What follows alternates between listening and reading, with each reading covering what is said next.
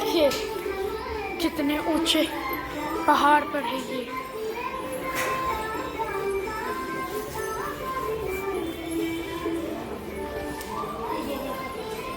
पैर कंपन आ गया।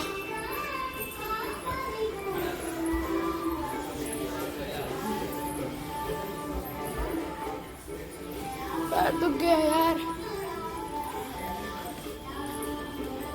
मम्मी का अभी ऐसा हालत पस्त होगी।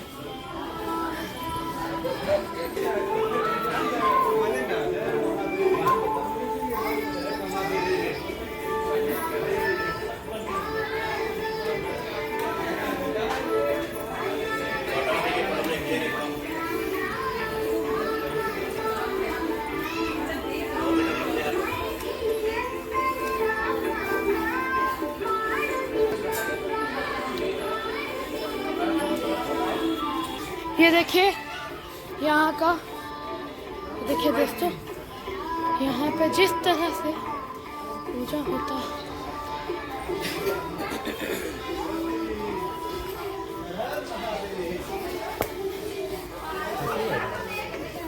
ये देखिए दोस्तों यहाँ फुल दर्शन हो रही है।